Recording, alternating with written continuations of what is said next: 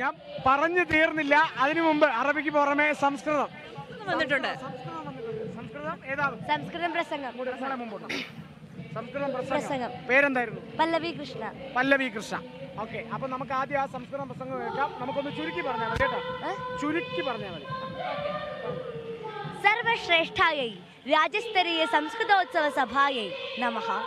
ആദരണീയ ഗുരവः സംസ്കൃതാഭിമാനിനः പ്രിയമിത്രാണി. മഹോത്സവോऽयम् एषा भूखण्डेऽपि महत्तमः भवति. कौमारकेरळस्य कलादक्षिणा एव अत्र समर्प्यते. समाजस्य परिष्करणे मानवीयमूल्यानां प्रवर्धने च कलाः उपकुर्वन्ति. आबालवृद्धं जनाः कलाः आस्वादयन्ति. अत एव कलोत्सवः विपुलया रीत्या आഘോഷ്യते. ഉച്ചാരണമാണ് സംസ്കൃതത്തിന്റെ ഏറ്റവും പ്രധാനം അല്ലേ? എപ്പോഴും ഉച്ചാരണത്തിനല്ലേ മാർക്ക് എപ്പോഴും വരുന്നത്. അതാണ്. അപ്പം നമ്മൾ അറബിക്ക് പുറമെ സംസ്കൃതം വ്യത്യസ്തമുണ്ട്. മോളെ ജില്ല ഏതാ? മലപ്പുറം. നേരത്തെ വന്ന ദഫ്മുട്ടും മലപ്പുറമാണ്. മലപ്പുറം ഇപ്പൊ എത്രാമത്തെയാ?